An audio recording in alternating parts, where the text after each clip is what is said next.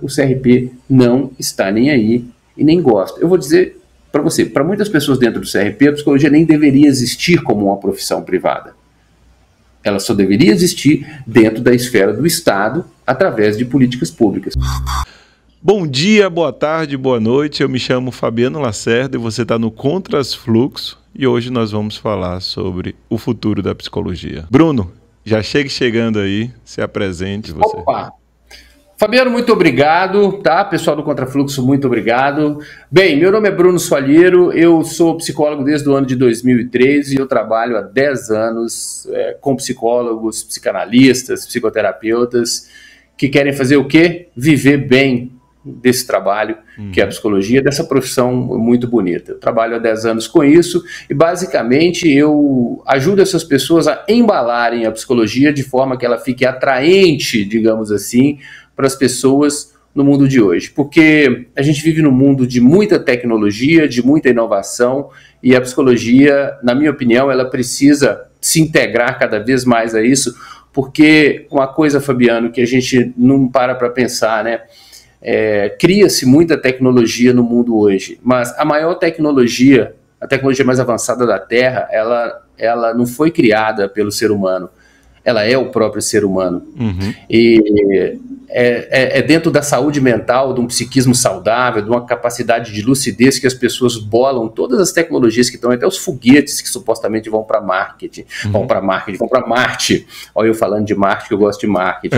Então, eu quero que você entenda que se você é psicólogo, você tem tudo a ver com tecnologia, porque você trabalha com a tecnologia mais avançada do mundo, que é o software que está dentro da cabeça das pessoas. Sem essa tecnologia aqui em dia, nenhuma outra tecnologia é criada. Então é isso. Eu sou Bruno Soalheiro, é isso que eu faço e eu espero que eu possa contribuir aqui com vocês hoje.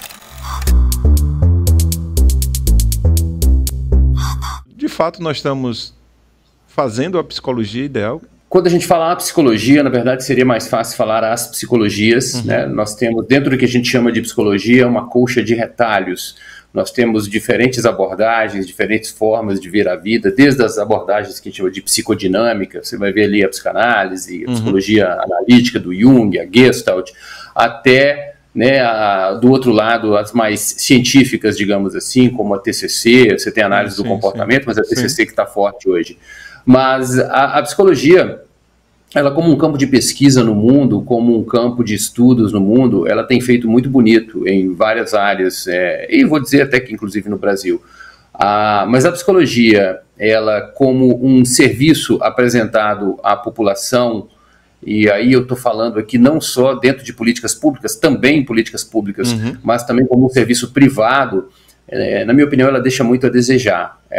A psicologia ela não conseguiu se consolidar dentro do mercado, e aqui eu estou falando de mercado mesmo, com a imagem que ela poderia ter. Ela não conseguiu atualizar a sua imagem ainda, embora isso tenha melhorado muito, para que as pessoas possam perceber o consumo, e a palavra é essa, o consumo de serviços de psicologia, de psicoterapia, como um investimento que elas fazem em si mesmos. Então, a gente deixa a desejar nesse sentido de que as pessoas ainda acham que a psicologia é para doido, é para problemático, é para quando você já tentou de tudo. De novo, isso está mudando muito, mas eu diria que ela não é ideal nesse sentido. Ela poderia ter uma imagem muito mais forte dentro do mercado e poderia estar muito mais presente de uma maneira mais prática nas políticas públicas também. Você tocou num assunto que, para mim, ela é a chave para isso. Nós não estamos no ideal, mas também nós estamos numa velocidade inferior à velocidade que o mundo tem ido. Se a gente pegar as tecnologias hoje em dia, estão indo numa velocidade muito grande. Alguns anos atrás, 2019, nós não poderíamos atender online, né? Poderíamos atender online, mas com uma série de controles, regras e tudo mais, você tinha que passar por praticamente uma auditoria para conseguir atender online. Quando eu digo nós não atendíamos, é porque ficava praticamente impraticável, inviável atender online. Ok, mas outras coisas estão por vir. Se a gente olhar as questões de inteligência artificial, a tecnologia que está vindo aí pela frente, tudo que nós estamos construindo, aqui entre aspas, vai ficar obsoleto muito em breve. Então, de fato, nós não estamos no ponto ideal e nós estamos numa velocidade inferior. Cara, isso faz sentido para mim, sim, muito sentido. E aí não tem como eu não falar do Conselho Federal de Psicologia, que é o órgão máximo que ele acaba dando um tom de como a psicologia se comporta, né? Embora lá em 2008 os CRPs já tenham ali normatizado ou reconhecido a existência do atendimento online, realmente, até entre a própria classe, houve um preconceito muito grande, isso até ali o pós-pandemia. Criaram uma coisa, cara, que eu não sei se você sabe, ela é até inconstitucional em alguns sentidos, que é o tal do EPSI. O que é o EPSI? Né? Basicamente, o CRP, como ele burocratiza muito as coisas, ele criou um chamado EPSI, que é uma auditoria pela qual você tem que passar, em teoria, para você poder atender online. Então você tem que preencher lá um cadastro e tal, dar algumas informações e aí ele vai autorizar ou não você atender online. Isso não existe, isso é inconstitucional, eu vou te dizer por quê. Você está limitando o exercício da atividade profissional da pessoa mediante um tipo de critério que ele não existe na regulamentação da profissão e não existe na Constituição. Vou te dar um exemplo. Quando você vai abrir um consultório físico, por exemplo, você não precisa de uma aprovação prévia do CRP. Não. O CRP não vai lá, ele não vai aprovar. Então, tipo, você vai abrir um lugar, você vai montar, é uma coisa até mais complexa. O CRP não vai lá fazer uma auditoria para dizer, opa, você pode atender aqui. Se a sala tem um acústico ideal e se a pessoa está tendo privacidade na fala, por exemplo. Isso, exatamente. E nem estou dizendo que daria conta de fazer isso, porque presume-se a boa fé. E presume-se que a pessoa sabe o que ela está fazendo. E se ela cometer algum erro, né, houver alguma denúncia, o CRP vai lá. Né? Mas ele não sai por aí pré-aprovando todo o consultório de psicologia que as pessoas abrem. Então eu estou dizendo isso para fazer um paralelo com o atendimento online. Se você não precisa de uma pré-aprovação para atender offline, por que você precisaria de uma pré-aprovação para atender online?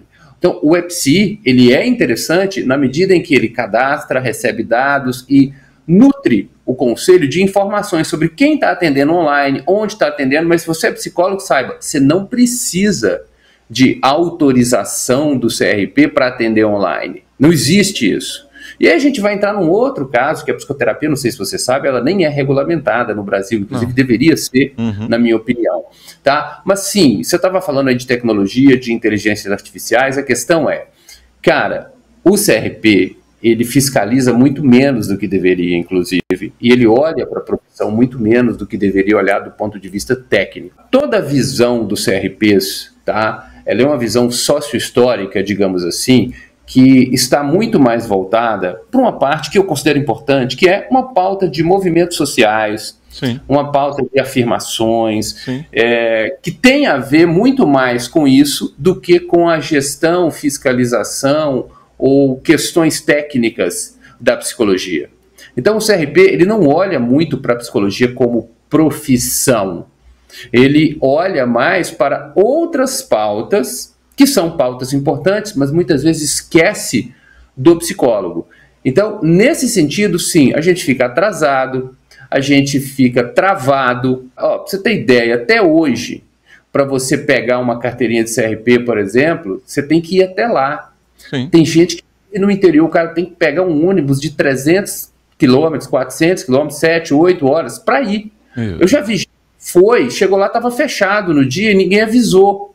O atendimento telefônico, infelizmente, é muito ruim. Quem me liga, quem precisa, sabe. Em termos de tecnologias, em termos de funcionamento prático, é muito ruim, cara. A prestação do serviço feito ao psicólogo é muito ruim e isso tem todo um impacto nisso que você falou, que é um atraso da psicologia em geral em relação a questões técnicas profissionais mais atuais que poderiam já estar sendo melhor absorvidas pela profissão e pelos psicólogos. Faz todo sentido para mim, mas questionar, ok, importante para incomodar e aí avançar. Exato. Na sua opinião, o que é que pode ser feito para melhorar isso aí?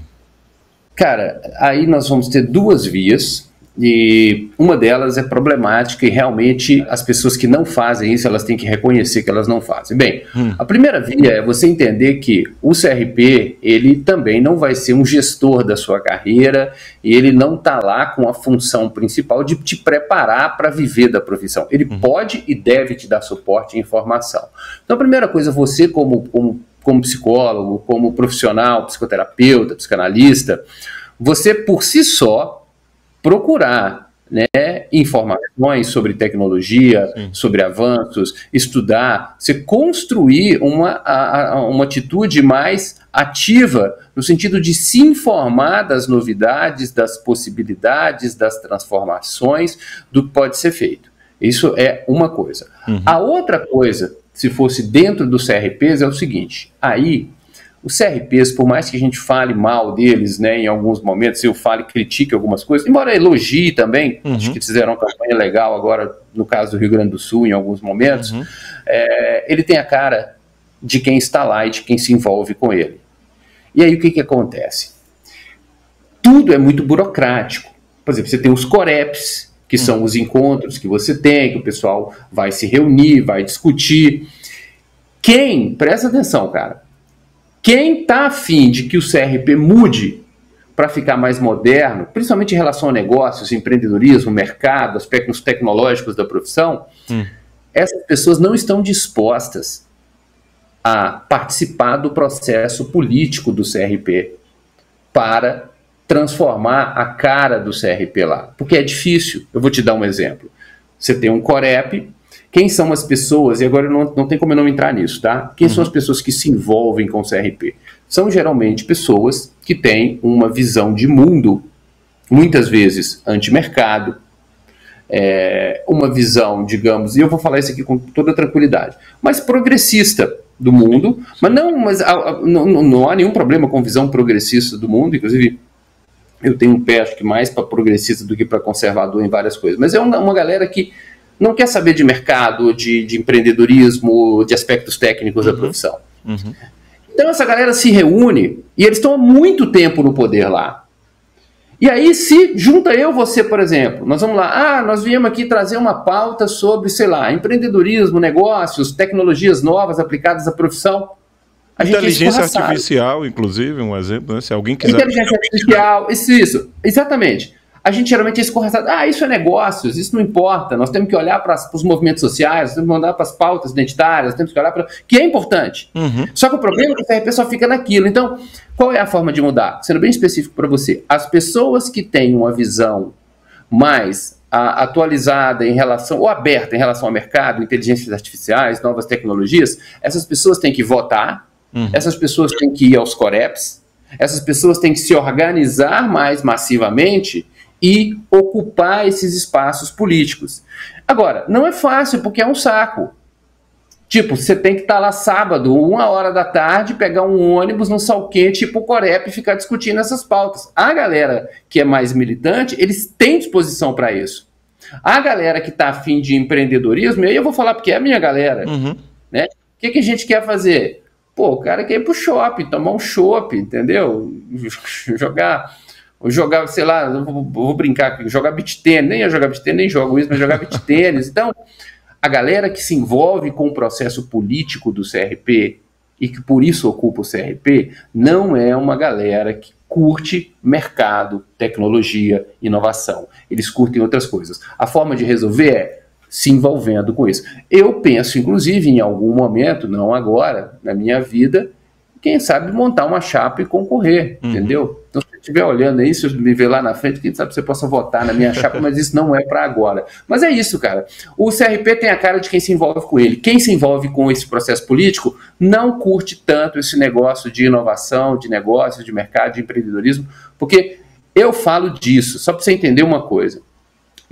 A psicologia se manifesta no mundo de diversas formas. Sim. Pesquisa, extensão, ela se manifesta através de políticas públicas, ela se manifesta através de uma profissão. Essa profissão, você tem ela como empregado, CLT, por exemplo, apesar de que pagam muito mal, como empregado público também pagam muito mal, e ela também se manifesta como uma profissão privada. Eu, Bruno, trabalho principalmente com a psicologia manifestada como uma profissão privada. Não quer dizer que eu negligencie a importância dela como política pública, a importância dela dentro das pesquisas, tá? Só que não é com essa parte que eu trabalho. Essa parte de negócios e da profissão acontecendo no mercado, o CRP não está nem aí e nem gosta. Eu vou dizer para você, para muitas pessoas dentro do CRP, a psicologia nem deveria existir como uma profissão privada.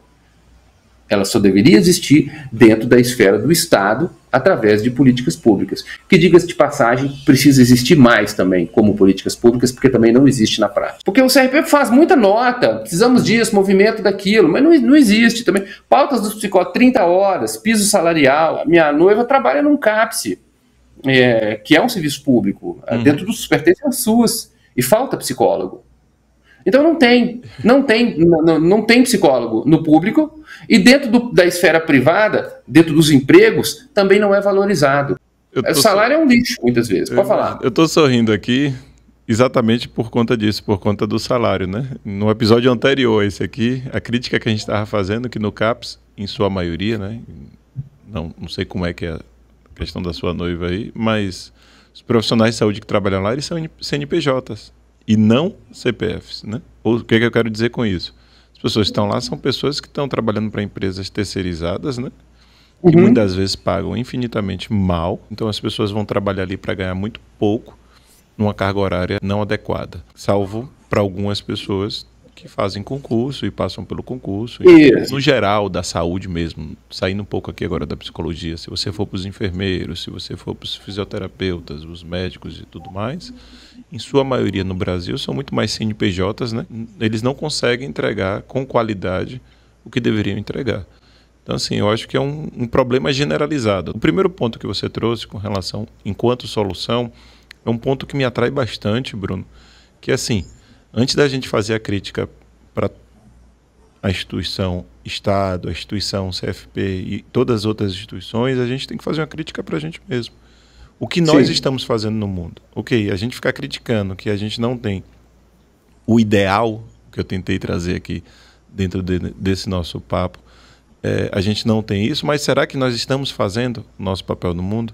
Bruno, como é que faz para te encontrar, né? Quem quiser me encontrar, cara, eu tô no Instagram, no bruno.soalheiro, tá? Tô aí há 10 anos lá, bocudo, falando, criando casos, arrumando confusão às vezes mais leve, mais tranquilo, né? Mas é só me seguir o principal canal, o Instagram do @bruno.soalheiro, que eu vou falar para você desse papo aqui, de como é que você vive bem de psicologia, transitando no mundo como ele é hoje, né? Não fazendo mal a ninguém e fazendo bem a você. Se fez sentido para você que está nos assistindo, curta, né? Compartilhe, comente. Se também não fez sentido, comente, porque a gente vai trocar uma ideia, vai melhorar também. Pode ser a linha.